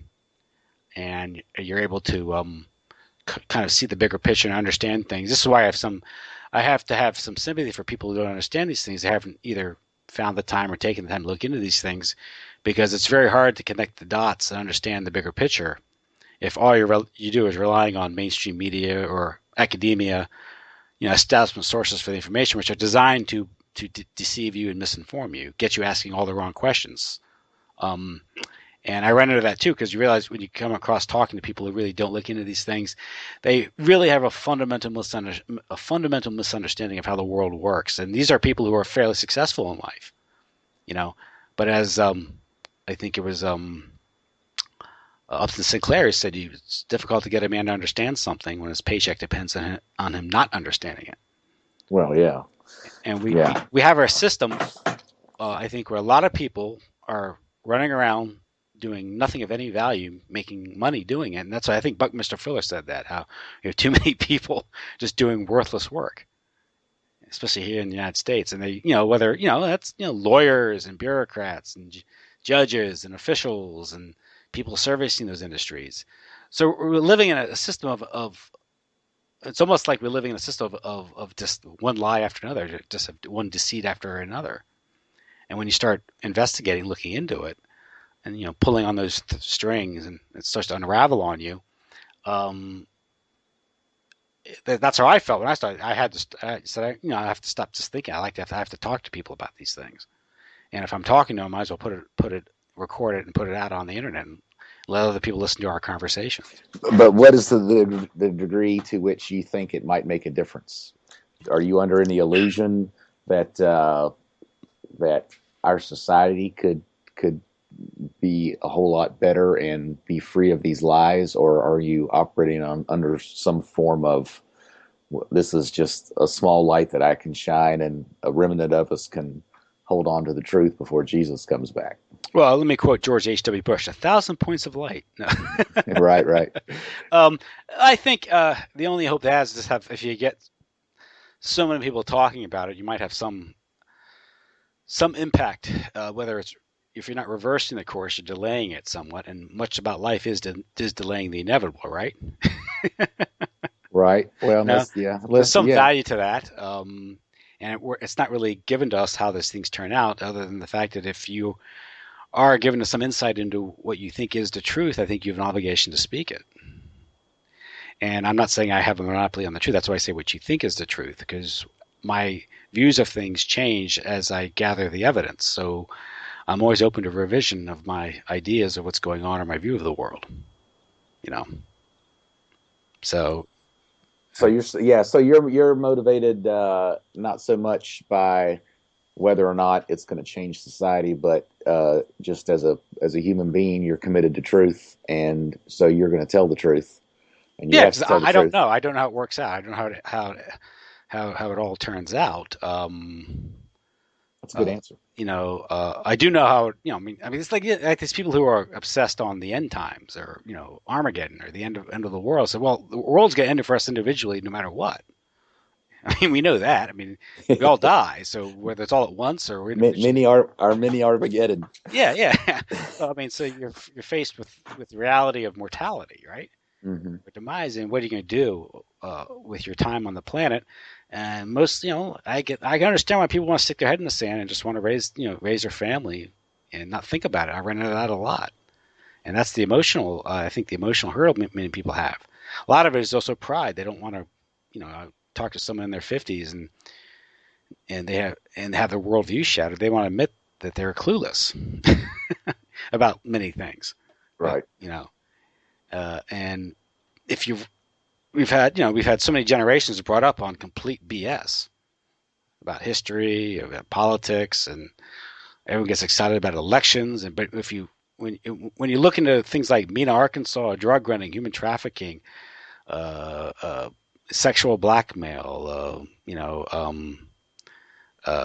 the poisoning the food, the destruction of our minds through education and toxic entertainment, it's hard to get too excited about a mere election. Right. you know, because we see those elections themselves are part of the mind control process. Going in and thinking going in and voting makes a difference. To me, that's part of the trick. You know, but it's last time I voted was 2000, a presidential election. So Well, how about that? uh, Yeah, I think part of the solution is to be more proactive about where your information is coming from, and whether it be, an easy way to say it is turn off the TV and read a book, but yeah. I think today you can say, uh, don't just passively receive the information, whether it's Oh yeah, on the definitely. TV or just what kind of shows up on your news feed, but proactively find the places where you need to get that information, and deliberately, allow your mind to be informed in a strategic way. And Yeah. I think that's a responsibility that we all have, and you can certainly make a scriptural argument for it. And I think that's that's one of the big keys, because if you just passively just allow it to just come to you, you're going to get a lot of lies. Yeah, and the mass communication, entertainment, television, it was weaponized long ago, and some say from the get-go, whether it's radio and the motion picture and the TVs. These things are the primary weapons that they control people. When I say mind control, there's a sliding scale. But basically, by controlling movies and music and entertainment, these things kind of shape our worldview about what we expect out of life, what we think life is, and what's pleasant. And so, yeah, if you do something simple as just stop watching cable television or stop watching, mainstream news, you neutralize one of their primary weapons. And with that free time, you can convert to more, I guess, mentally stimulating or constructive things like reading, which I think is by itself is just a better use of your brain. It develops the brain better than watching. It doesn't put you in a vegetative state like TV does. Then you can spark critical thought, and that's the key. And that, Yeah, it's certainly gotten worse with mass communication in the last century. But if you read founding fathers like Jefferson, they say the same thing about newspapers. yeah. But at least back then, there were like broadsheets that were labeled partisan. Still papers are like something Democrat, the Republic. They used to be partisan. But I think because people were more literal back then, although there was an element of propaganda to it, people, you had. In the colonial times, you had just under 3 million people in all the 13 states, and yet there are 300,000 copies sold of Common Sense. I mean, think about that. Imagine if you were to sell a book with that same amount of proportion to the population today. I mean, yeah. So with 1% of the population, you had 300,000 copies sold. So that's equivalent of what, 30 million copies sold in the United States today. Yeah. So there was a time when people weren't as addicted to entertainment or amusement as they are today, because this wasn't there. This is why things like amusement parks were developed and movies were developed. This is why I think the techniques of Hollywood have been applied to the news, with special effects and manipulation to construct the news in ways that most people aren't willing to consider.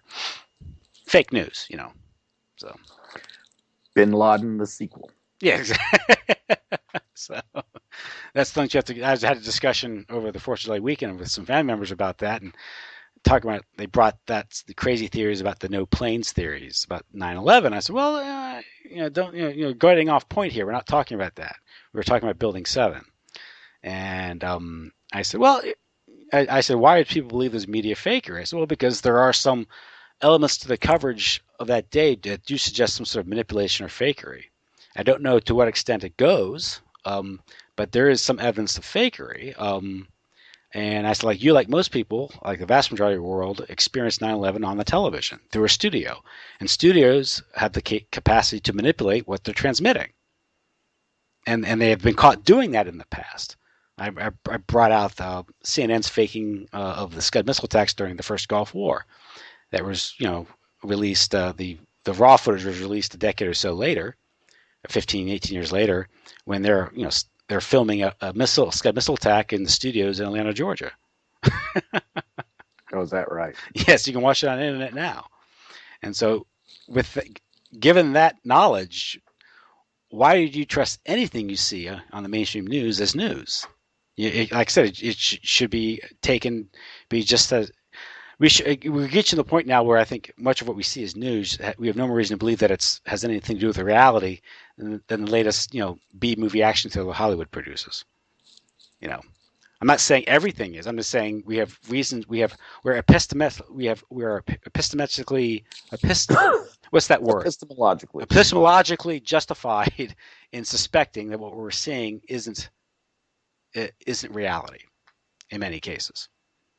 Yeah, one of the things that I'd like to get better at, and I wonder if it's because of the fluoride in the water or something. But I think specific examples like you just named are really important. I think it's hard for people to get their minds around it. And if you can point out one specific example where the media just outright lied, it Yeah. helps. It helps to say, so it could have happened here, or a place where the government you know, just out and out lied to us, and say, so it happened here specifically, so it could have happened on this one. Yeah. And a lot of times those specifics aren't right on the tip of my tongue, and I'd like to have like 5 or 10 good ones. I came across a Zero Hedge article that Jay Dyer linked to a couple of days ago in one of his recent ones, but it's like a list of like 40 documented false flags over the last 50 years. Yeah. And those kind of things are very helpful. Mhm. Um, so, And the mainstream news grew out of Office of War Information, OSS, during World War II. CBS, William Perley, Sarnoff, these are all OSS intel officers involved in psychological warfare. And oh, that's interesting. So it wasn't Operation Mockingbird that came in after the fact and started to infiltrate them. They were oh yeah, from the get-go. from the get go. Yeah, And even if you go back as the Orson Welles, the War of the Worlds broadcast was an experiment from the Radio Research Project. It was there to study the effects of mass communication and terror. And this is, of course, this is run up to the Second World War. This is getting people ready, getting fearful of the enemy abroad. There were movies like, what was it, Shape of Things to Come, about preparing people for aerial bombardment in the early 30s. And this is part of predictive programming. It's also just part of this terror, spreading terror throughout the community to rule by fear. And that's what the news does today. It's all fear. It's all anxiety. It's that's why you should turn it off. yeah. These shooting incidents, all these things, they're just, and this the latest one down in Dallas is just odd. We're supposed to believe the sniper reacted within a day, staked out a spot, and planned out a sniping to snipe this protest. Which these protests, Black Lives Matter, has been linked to George Soros, and NGOs, which have been stirring up civil wars like in the Ukraine. And we all know that in the Ukraine, there were snipers sent in to shoot at the crowd, just to, not by the government, by the opposition. Or maybe not by Who's paying? By somebody. Yeah, by somebody who's paying for this. And the same thing happened in the in Yugoslavia in the early 90s. You had these snipers being sent to just to gun people down. And remember Iraq, when those SAS officers were caught shooting up the market, and Iraqis caught them. They were British agents, and the British went and broke them out of prison and didn't hear anything more about it. And this is what Blackwater does, right? Or Academy, whatever it's called now. And G4S, right? The guy who allegedly shot up this gay nightclub in Orlando, who's a part of G4S, which is a part of what used to be Wackenhut, which has been linked to all types of dirty little things going abroad. Mercenaries going up and shooting people up and, stirring up wars abroad. I got 3 buddies I have lunch with every week, and we talk about some of this stuff every now and then. Of course, I'm sort of the pushing the envelope, and they're trying to deal with my challenging views. But so Dallas came up this past Friday, and one of the guys is just deeply troubled by it all, and he said, well, they've got these 5 snipers, that's pretty intense. And I said, well, I tell you what, I said, let's see how many of them are alive in a week from now. Yeah. So it turns out, didn't take but a couple of days, but 4 of them didn't actually exist. So there's only 1, and he's dead. Yeah. What's about this triangulated fire? I said, wait a second. I mean, that happened or not? And then all of a sudden you have a changing narrative, because you need at least 3 people to do triangulate fire, from what I understand. Yeah, that's the term. Yes. Yeah. And then that changes, and they blow him up with a robot. Like, Yeah. I mean, is this out of a movie? I mean, I think it might be. Exactly. Yeah. Well, it's a tough way to go. I put a post on Facebook about 3 weeks ago, about a month ago, questioning the Orlando shooting, Yeah. and boy, I just got a barrage of just. It went from calling me uh, all sorts of names, but eventually I was a Holocaust denier uh, because I was willing to ask questions about the veracity of 50 people dying at the Orlando gay disco. Yeah, and then they had, that type of rash, your lack of reason, yeah. Well, well, yeah, it was. I think the timeline has what 50 people being shot or 49 being shot dead in like 3 minutes or something. Right.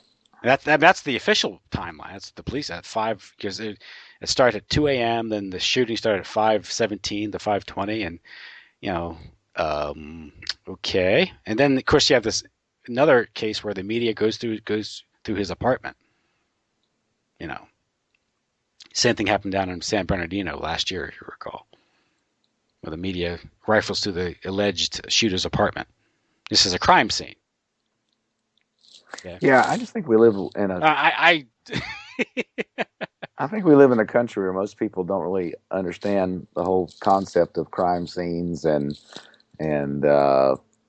constitutional police authority to inspect things and just anything that has to do with kind of the rule of law and yeah. how crimes are dealt with and that sort of thing. It's just not. I don't think people are there anymore. I think they've watched so much TV and they've had so much public education that it's just not something they care about anymore. Yeah, that's what so many shootings and the high death tolls. I think people's idea of a movie. I think Jay Dyer's talked about this with Chris and John over at Hoaxbusters about how people's experience in these shootings is a Schwarzenegger movie where every shot is a hit. And so you can have these reported high death tolls and no one seems to question them. You know, or odd behavior or witnesses. Lack of blood, lack of any evidence, no ambulances, and again, I'm not there at these scenes, but it goes back to what I stated previously is I just don't trust what I watch on television. I think that's a sound position to take. I think but I think it's more than that. I think it's not that. I think that they're more interested in the emotions than they are in the facts. Well, that's the problem with the investigations. So whenever these occurrences or events go down, the media immediately focuses on the emotion of the event and its effect on society. And they don't ask any questions, look for evidence, hold officials accountable. They don't investigate. Right. So what good are they? They're just a PR for the government officials. And nobody's really cares about that either. They just want to get right to the show. Yeah, and then it's an opportunity what Patrick Henderson calls police state pageantry, and they always praise the first responders. And that's another thing is you get the worship of the so-called first responder. Whether it's police, firemen, or I guess reserve, I don't know, military, whoever shows up first, I don't know. But there's no scrutiny of what goes. A good example is, let's say if they're really word deaths down in Orlando, is how many were attributed to the response? That's a fair question, right? If they said they bulldozed one side of their building and went in shooting, well, it might be the 50 died because the SWAT team had guns ablazing. That's a fair question. Yeah. Yeah, but nobody's really interested in that question. They're Yeah, interested in the narrative because it's an emotional narrative, and so that's kind of where it goes. and becomes the whole thing is like almost like a promotional ad for gay rights. Because you have CNN and another psyop, another opportunity to there's different angles you can go with that, but it's again, it's just you're being it's a psyop, and that says all the and if you're keen to the signs of it, they're pretty easy to see. I saw one video where a supposed victim was being carried, and then just off camera, they set him down. And they both stretch like and smiling. Yeah, that's the video I posted that I got just Yeah. shellacked on Facebook for. So I mean, I guess they can criticize I can look at a video and question it, and you can yell at me for questioning it, but just answer the question. Is that normal to you? Yeah. So I don't know. Again, these events could be hybrid. They could be partially true. They could be all fake. I don't think they're true to the extent that they're being reported. So it's hard to say what type of operation it is. But I think it's easy to say that we're not being told the truth and we're being manipulated by it. So. Yeah, I mean, when these things occur, which they seem to be happening more and more, the first thing I want to do is first of all, I don't want to immediately sit there and watch tons of news reports on it. You know, I want to go to my sources and find out what people are saying, because I don't really want to be part of the psyop. I don't want to be part of the whatever the manipulated desire is. Well, yeah, and the other thing I want to do is I don't want to obsess over it. Yeah. Because I want to choose what things in life I'm going to obsess over. Yeah.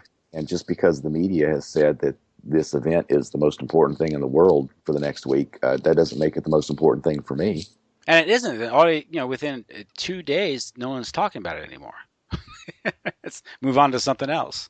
Right. Yeah. Exactly. I wrote a blog piece talking about who sets the agenda for what we decide, what days are important, and anniversaries of 9/11, yada yada, and the kind of stuff. And I contrasted it with what I thought was what ought to be the agenda setter, which is the church calendar, the historic ancient church calendar. And so I've set the rhythm of my life to the church calendar, so I've spent some time meditating on Pentecost about a month ago, and right now I'm looking at the Transfiguration.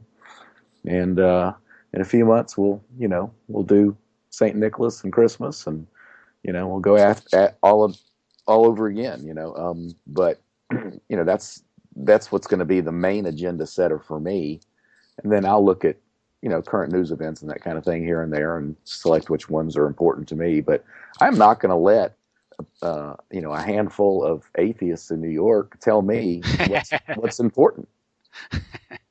Yeah, why listen to them? There is an issue of fakery in the news. This isn't a big example. It just gives you an idea of what level that the news can be manipulated for whatever reason. Peter Levenda, he's the author of Sinister Forces. Yeah, don't know that one. And he was giving a story, giving an account where he was in, I believe, Malaysia or Indonesia. I forget. I think it might be Indonesia. And he's watching CNN World at the bar that he's in. And CNN World is reporting on a riot occurring there in the city he's in. And in fact, just around the corner from where he is. Okay? And he goes out to look around, nothing's going on. I mean, he can see what's going on. It's just normal. Nothing's going on. They're reporting a riot. Oh, I think there's a lot of truth to that. Now, you can do a lot with manufactured news. If you want to short a government's, like Indonesian bonds or stocks, and all of a sudden there's a report of political unrest in that country, in a few seconds, if you short enough bonds, you can make a heck of a lot of money. Now, intelligence agencies have been invested in the stock market. Okay, so this is another way that an intelligence agency or another criminal outfit or criminal outfits or whoever who's in the know who gets a peek into this can make a lot of money by providing bad intelligence. And this was one of the problems with the intelligence agency from the get-go was one of the criticisms. I think the founder of the first director of Central Intelligence was Admiral Hillenkoetter, and he was run out because he was deemed incompetent. But the reason why he was deemed incompetent was he wasn't really big into operations, because he said it was a conflict of interest to have an agency provide intelligence and do operations, because pretty soon they'd manufacture the intelligence to justify the operations, or do the operations to create the intelligence to achieve some ulterior objective, some secret objective of the CFR or something. But this is what you get. What I'm getting at here is, if you can just report that something's happening somewhere, you can short stock markets and make a lot of money. So if you, Yeah, I had a similar thought here. I live in Chattanooga, Tennessee, and this is where we had the Chattanooga shootings. mhm. And uh, it took place in a strip mall 4 minutes from my house. Oh, okay, that was when the recruiting center. Yeah, Yeah, yeah. and and I drive by it, a couple times a week on my way to work when I go that way. But it's but I got to thinking about it the other day when I was driving by. Um, there was no difference for it happening here in Chattanooga or it happening somewhere in Northern California. Hmm. It's just it all takes place on the TV. I mean, I think there's a little monument there right now, and I think when it was happening, some groups of people came by and prayed or did what they did, but there's really because uh, and then it's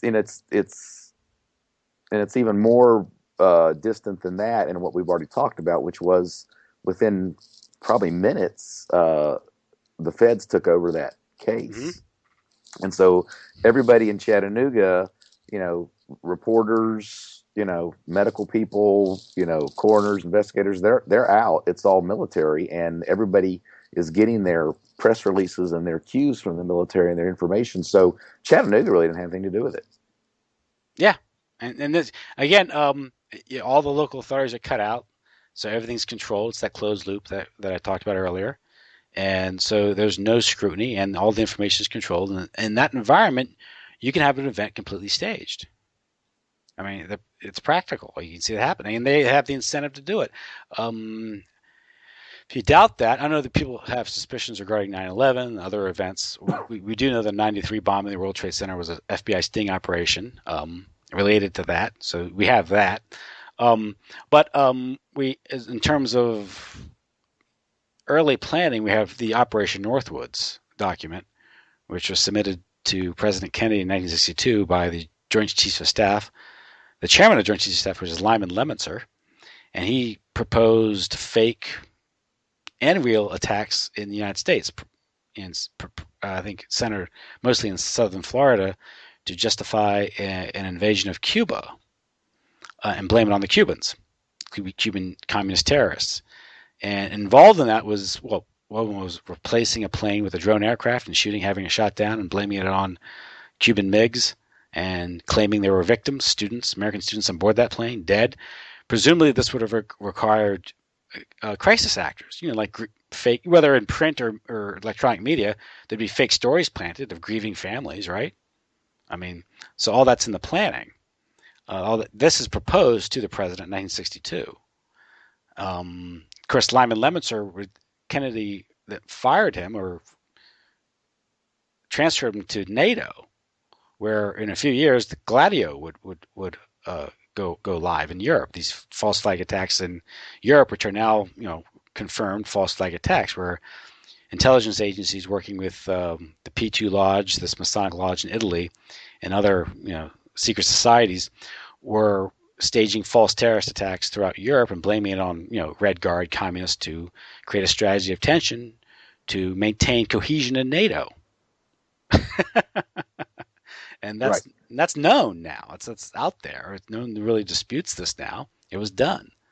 So why would we think that those same entities or agencies wouldn't plan similar attacks at home to achieve a similar political objective, whether it's a strategy of fear or And you know Naomi Wolf points out in a video I've posted a few times, but just what 3 or 4 years ago, Congress passed a law that it's no longer illegal to do propaganda on the American people. That's right. The Smith-Mundt Act or something they repealed, I think it was. Well, of course, that isn't to say prior to that the the government was involved in propagandizing the American people, but the fact that they out and about get rid of the law. But So, doesn't it yeah. seem like it's been ratcheted up since then? Yes, yes, and that might be because again, it's one of these things where it's almost like that memo that Kenneth Starr wrote when he worked for William French Smith. And why would they bother doing this? Why, because I guess they were ratcheting it up, and they guess some people within the agency thought they might face legal exposure if they're actually flying in cocaine directly from Central America into the United States, landing at an aircraft, like places like Mena, Arkansas, where they might get caught. So they needed that protection because they were ramping it up. So I guess maybe this is an example where this might explain all these events that are going on now. Yes, people say, well, listen, if we're gonna start doing this on a weekly basis, we don't want to have face a legal penalty for this. So yeah, you got a point there. They've ratcheted it up. So there you go. That's what it seems like. It's just almost like a weekly event where it's almost like, okay, another event. Yeah, that's one way we can have hope, and is that at some point you get so desensitized. I mean, they have to keep increasing the number of people killed and increase the rate of shooting events. So at some point, won't the people just won't react anymore? Well, a good sign is another good sign is that the world isn't as crazy as they want it to appear. That there aren't people out there who really want to go out and shoot at people and harm people. People that are doing this are being paid. And it's a relatively few amount of people, and so they have to create these staged events, and in the hopes of riling the people up. So again, it sounds crazy. As I said to you off call, we live in a crazy world. That's why it sounds crazy. So. I hear you. So anyway, anything you want to say before I let you go? No, I appreciate the opportunity. I don't think we've plugged the book except the very beginning. It's called Hillary and Vince, A Story of Love, Death, and Cover-Up. Where is it available? Amazon. Just type Hillary and Vince in the Amazon search engine, and just remember Hillary has 2 L's. Okay. And you have a website? Bluebridge.com, BLOO bridge.com. I write about other things too. I've got some articles on there that I do. I write several things about Eastern Orthodox Christianity. That's kind of my gig. I grew up with a fundamentalist pastor, but I became Eastern Orthodox about 15 years ago. Yeah, I saw your piece on Soul of the East about monarchy. Yeah, I wrote a piece about looking at monarchy and democracy from a biblical perspective, and that got some chatter. So yeah. Yeah, I added a comment there that said, even from a libertarian standpoint, the Christian monarchies of yesteryear were more fiscally disciplined and respectful of individual rights than today's Masonic democracies, just by the numbers, if you look at it. No, I saw that, and it made a good point. What's the guy's name? Is it Hoppe? Hans Hermann Hoppe. He's a libertarian. He wrote a book called Democracy, the Goddess That Failed. And he makes a very good argument behind democracy. He basically says that of monarchy, he says, in a monarchy, you have a chance of getting a good leader. In democracy, you don't have a chance of getting a good leader. Yeah, exactly. But he pointed out the fact that under monarchies, the government expenditure never exceeded 10% of GDP. That was like in Russia, which was the authoritarian, autocratic state. Whereas in the West, under the Christian monarchies, you had usually in peacetime was anywhere from 1% and 3%. And they all respected the gold standard. So there is enough.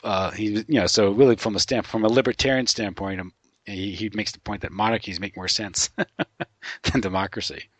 Yeah, well, that article I just started by saying things are so insane now. I mean, we've got Satan being worshipped at the Olympics ceremony, and we've got gay marriage and transgender bathrooms, and it's just gotten so nutty now that we really got to think outside the box, and I think we've got to turn over every single rock, and monarchy's one of them. So that's kind of how I started that article. Well, and of course the Illuminati, the New World Order, whatever you want to call it, I think their objective was the destruction of throne and altar. I think back in 1776 when they started.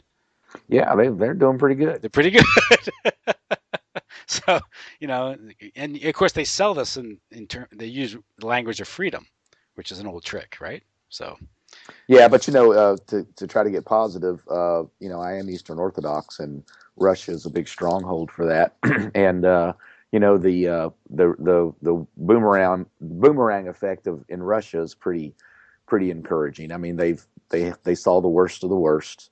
It got as liberal and godless and murderous as it possibly could there, and they came back to Christianity. Mm-hmm. And we've seen a revival in Russia. We've seen 25,000 churches built, and we've seen people People are turning back to the church. They teach Christianity 101 in the public schools there, and it's just a movement back towards God, and so that's pretty encouraging. So that's one of the things in the midst of a lot of craziness that we can be positive and hopeful about. And one thing you got to remember that godless Bolshevism was a Western import. It sure was. The Western bankers from New York. That and Coca-Cola and blue jeans. So.